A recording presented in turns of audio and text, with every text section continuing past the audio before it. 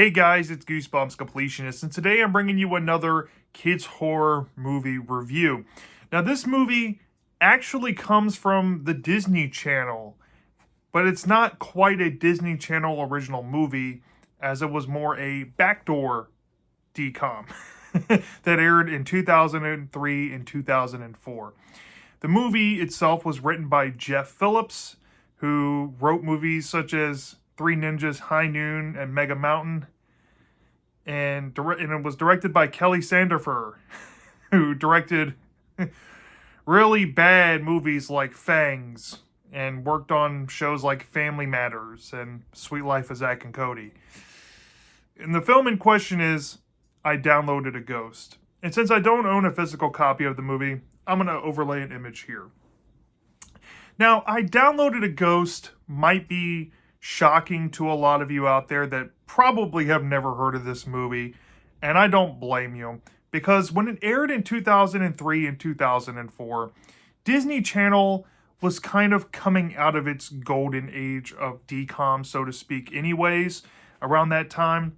And as well, Halloween DCOMs that started with Under Wraps and went through Halloween Town, Don't Look Under the Bed, Phantom of the Megaplex, Mom's Got a Date with a Vampire, Halloween Town 2, Calabar's Revenge, and the Scream Team kind of came to an end in 2002, and the station didn't really know where it was going. Is it going to stick to offbeat, late 90s, early 2000s Y2K programming, or is it going to move into what became mid-2000s Disney? So they didn't have a original movie by the time of 2003's Halloween season to air. So I guess they picked I Downloaded a Ghost, which was a Canadian straight-to-video movie, to air in its place because maybe it felt like a DCOM kind of thing. And I have to say up front, yeah, after watching this, and if you're wondering where you can watch this for free without buying the DVD, you can go watch this on Plex, which I think is the only place that you can actually watch it currently.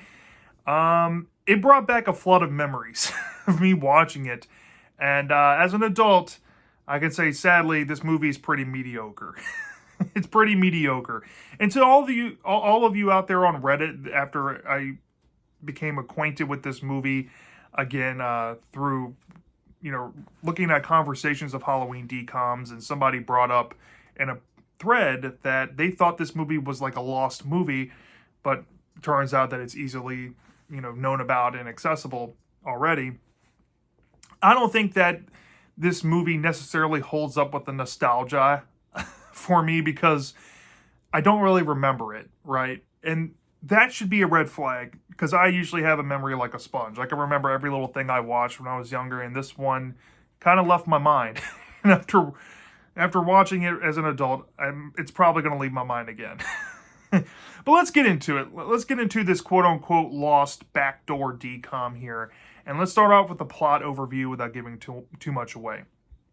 So off the bat, if you don't know anything about this movie, this stars a very, very young Elliot Page. And back in the day, Elliot Page was also known back then as Ellen Page. And Elliot Page in this movie plays, I think, a 12 or 13-year-old person named Stella. And Stella is an offbeat teenage girl who is obsessed with horror and Halloween. And in the opening of the film, there's an homage to Wes Craven and Kevin Williamson's iconic 1996 film Scream, where we see Barbara Alyn Woods, who, if you don't know who that is, she played Diane Zelinsky in the Honey, I Shrunk the Kids TV show, and she also played the mom of Chad Michael Murray's character in One Tree Hill.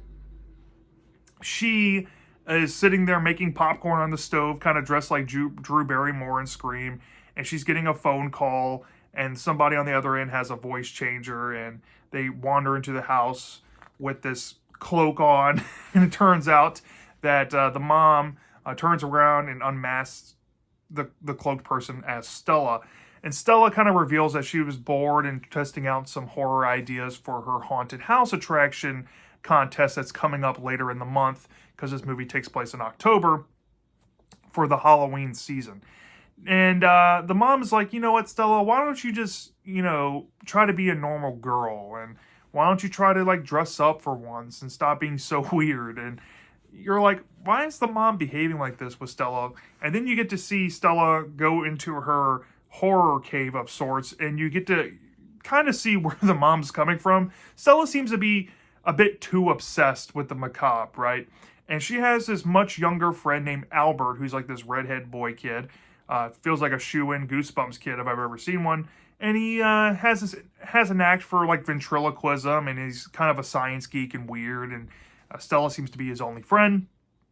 Stella seems to be confiding into Albert about her family kind of dismissing her and her interests. And Albert's like, well, I'm here to help. Let's look up some ideas to make your haunted house pop. And Stella gets this bright idea that maybe it would be really cool to go on the internet and look up ways to spice it up. And they find a website where supposedly you can download a ghost. As loose as that can be, that's the idea the film is running with. So Stella and Albert are kind of perusing the website, looking over the stipulations and all that. Meanwhile, all this is going on. We have a totally semi-related, semi-unrelated event going on, where a taxi driver played by Carlos Alazraqui, if you don't know who that is, you might recognize him in shows like Reno 911, but you might recognize his voice acting more as he plays iconic characters. I think he plays Cosmo in Fairly Odd Parents, and he played Rocco in Rocco's Modern Life from Nickelodeon.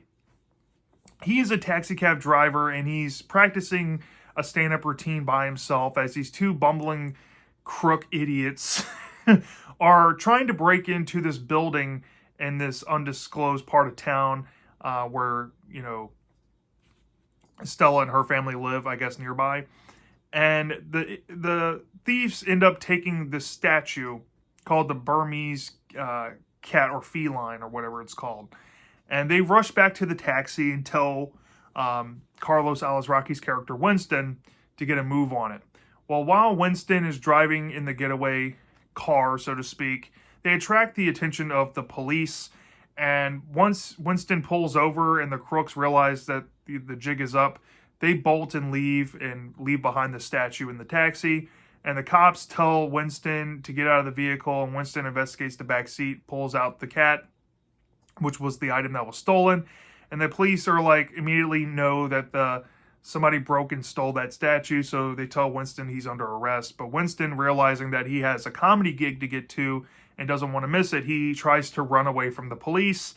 And let's just say, in doing so, in the pursuit, he may or may not succumb to an accident that might result in taking his life. It entirely happens off screen, but there's heavy implications that he died. Well, once we get to that point, we cut back to Stella and Albert, and they hit the download button on the website, and they, are waiting, and it seems like nothing is happening. So Stella, walks Albert out of the room. And while she's away, Winston gets downloaded and ends up in her horror cave of sorts. And when Stella comes back in, she's caught off guard by this random man just standing in there. And Winston, I guess how ghost physiology works in this movie is that Winston can only appear to Stella because Stella downloaded him. But if he wanted to will himself to appear to anybody else, he can. And there's some weird wonky mechanics with that. Like, he has like a physical body that can, pick up items and stuff, but he has no reflection unless he thinks hard about it. I'm just like, okay, it kind of defies ghost tropes. But then again, they go through the whole one where he tries to touch Stella to like make sure that he's not dead and phases through her head or skull or whatever. It is what it is. But after Stella meets Winston and they have a close call with Stella's mom coming in to check on her, Stella reveals that she downloaded him, and Winston kind of realizes that he's dead, but he's wondering why he isn't in the afterlife, so to speak. And Stella, given her knowledge and her insight, seems to think that he has unfinished business. And Winston kind of reflects and says, oh yeah, I remember. I think I died because of this statue that, these two passengers paid me, I guess, to go steal. I need your help to help solve this mystery for me, so I can move on in the afterlife. And Stella's like, well, you can't move on too quickly because I need you on Halloween for this haunted house attraction. I need you to scare people so I can win it. And Winston's like, fine, I'll do this for you if you're willing to help me. And looking into it, Stella looks up like a time frame of how long Winston has. And it's revealed that if Winston doesn't solve what he needs to solve to move on into the afterlife by midnight of Halloween, his soul will forever be stuck in the earthly realm and he will forever be a ghost. And Winston just gets to the point where he never really gets to a point where he has to accept that he's dead, but he realizes that it's better just to move on than to stew and be a ghost forever. So Winston, of course, is happy to oblige. But at first, Stella's like, you know what? I need to kind of focus on me first, and is not willing to kind of help Winston. And from this point on, Stella goes back to school, and we get a sense of some dynamics going on with this girl who is a rival of hers, who essentially wants to do the haunted house contest as well. And her father is the superintendent, I guess, of the public school they attend. And Stella's dad is the principal. And so Stella's dad, ironically, has to answer to her rival's father as well. And we get a sense of her rival and her little friend group and how they treat Albert. There's these two like girls that dress like they shop at Limited 2 picking on this kid. It's so bizarre. And Stella supposedly has these booby traps laying around in lockers to get revenge because I guess it's around Halloween, and chases them off with bats with a remote control. Yeah, that's a thing in the story. And this is kind of why Stella and Albert are friends to begin with. She kind of helps him out with that. Well, after this bat prank and after Stella gets in trouble for it, her father and the superintendent get slimed by Winston. And of course, Stella is taking the grunt of the blame, and she comes home and she's like, I didn't do it, I swear, blah, blah, blah. And then Winston, of course, is causing mischief at the dinner table, trying to get Stella in more trouble because she hasn't decided to help him yet, and squirts ketchup all over her little sister. And her little sister, who the actress who plays her at least cannot act. And yeah, it's really bad. But Stella finally pulls Winston aside and says, hey, why are you trying to get me in trouble? And he's like, well, it's because you haven't tried to help me yet. You haven't started the process. Stella's like, fine, I'll get down to it. I'm going to need some help, though. So she recruits her friend Albert and shows Albert that Winston exists. And after they meet up in this, like, construction site of sorts. And Stella and Albert take it upon themselves to kind of help Winston hone in some ghostly abilities, as Winston has already kind of tried to do so himself. But they're doing this because Winston has a gut feeling that this area where they're practicing in is also associated with these goons nearby. And we do get a sense and get caught up on the goons themselves, and they're really stupid, and they get this idea that their boss really needs them to find this feline statue, and they get this bright idea to get a hound dog to hunt down a statue because it's a cat. Yeah. Just go with it, right? So, after that point, the kids become aware of these goons and this cat statue, and they're trying to figure out the whereabouts, and through spying and whatnot, the kids eventually find out some information of possibly where it could be, which takes a little bit in the movie, but you finally get to that point, and let's just say they come up with this harebrained scheme after going through some hurdles, let's just say, and after Carlos Alazraqui's character reveals how he got hit by the bus and is starting to get more of his memories back, and they come up with this idea to dress Stella up as this old woman that is somehow related to his character Winston's personal life and the events prior to the movie, to go into their funeral home and do some digging or investigation to figure out who's coming there to spy on him, and possibly try to make his name already buried in more mud because the media outlets have pretty much claimed him to be the person who stole the statue and all that. Well, it comes to the point where they actually do get their hands on the location of where this Burmese feline statue has been hidden, and they may or may not succeed in taking it and evading the wrath, let's just say, of these crooks who are, like I said, really dumb and trying to figure out where the statue is themselves. Well, unbeknownst to them, Stella's rival had implanted some spy technology, I guess, or surveillance technology onto what's his name, Albert's character, and Albert had brought it into Stella's lair, and because it was in there, her rival overheard that they had the statue, and she turns over the footage to her father, and the father of the superintendent, and the superintendent, after hearing the information, it turns out he may or may not be involved in the stealing of the cat statue, let's just say, and that's recontextualized. And then from that point, the statue may or may not get taken away from the kids after Stella has this idea to essentially call a press conference and expose this guy for doing what is going on, or I guess the crooks at least.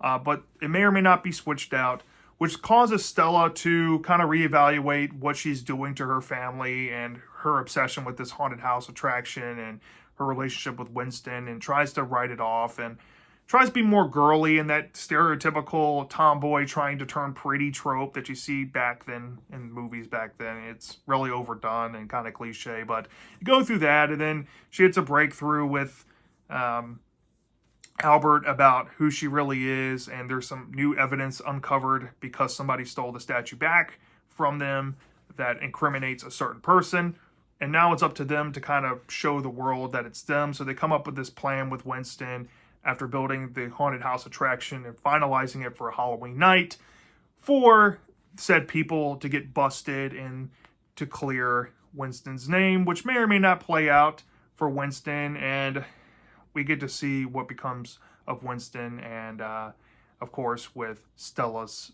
competition situation. And that, in a nutshell, is what you're going to expect out of I Downloaded a Ghost. So, off the bat, this movie, I'm going to say this up front with some positives, because I do have some pretty decent ones here. Elliot Page's acting in this movie is really good as Stella. Stella as a character, she's very offbeat, but she's also intuitive, and she's willing to do investigative work and be a hero, more so than 95% of Goosebumps protagonists. So Stella is actually a very, very good kids' horror protagonist. And like I said, the setup with her wanting to do this Halloween haunted house attraction thing feels very Goosebumpsian, and I think the angle with her early on, especially with the Scream homage with her mom, with Barbara Alyn Woods, who also does a really good acting performance in this movie. I don't know. There's something about Stella and the things that she does that is very charming. And this goes to everybody else in the movie. I think Carlos Alazraqui, Barbara Alyn Woods, even Stella's father and Albert were pretty decently acted for this film. Even the crooks, who had really bad dialogue that hasn't aged the best, and we'll get into that in the negatives, they were mostly fine. I kind of recognize the one that has a goatee. I've seen him in quite a few things, so it was fun seeing him here.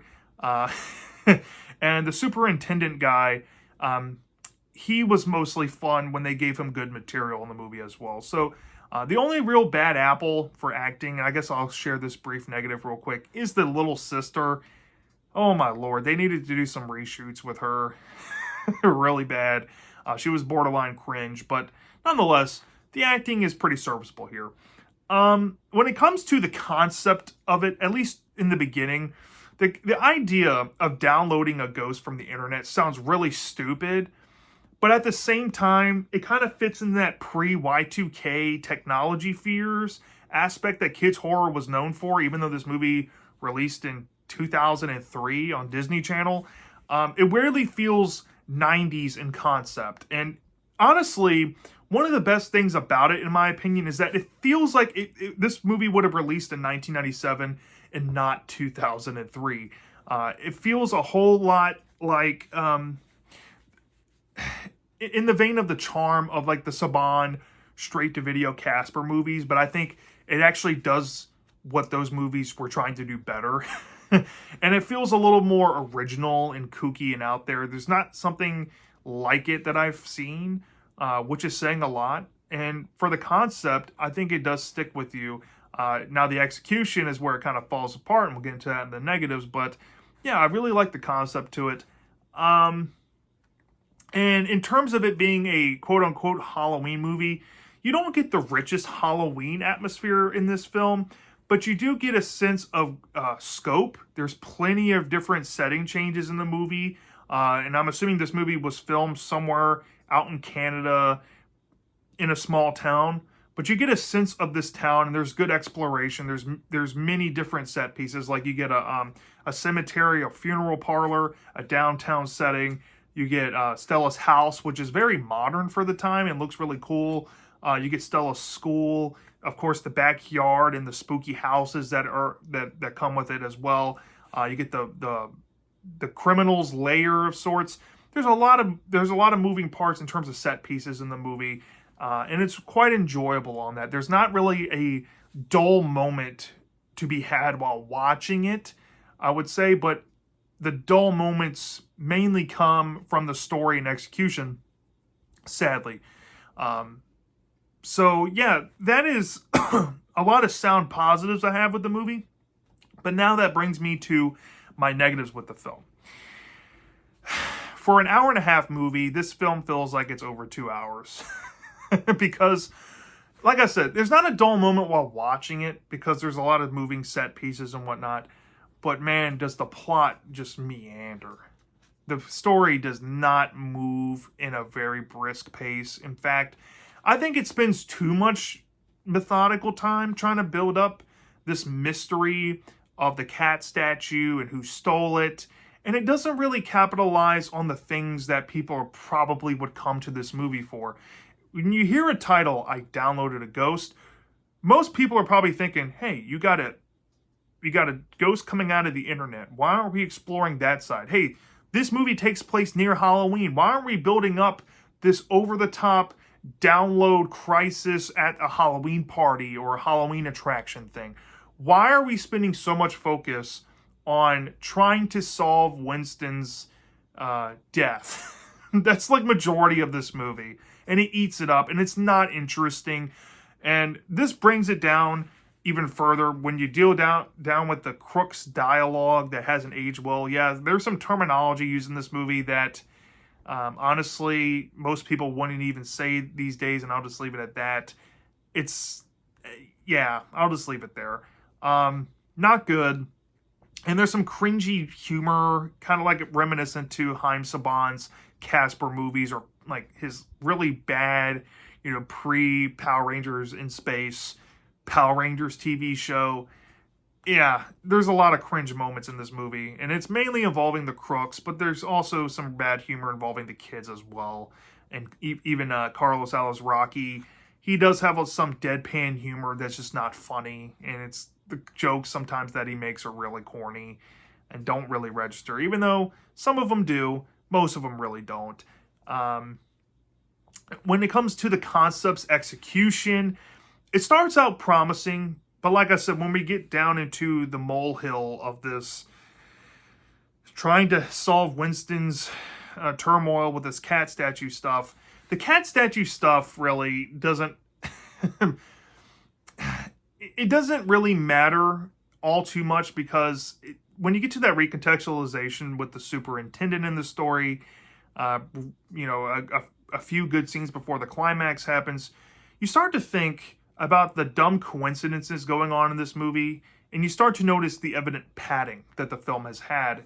And this has to be one of the most padded films I have ever seen in my life. Not only does Winston's death and the crooks involved stealing the statue early on have connection to Stella and her rival and their fathers, so to speak, but it's all like tied up in a neat bow for the audience to not think too much into it because they go out of their way to try to say, oh, look, it's the moment Winston died, he was downloaded, and he was probably the closest ghost in the vicinity to be downloaded, blah, blah, blah, blah, blah.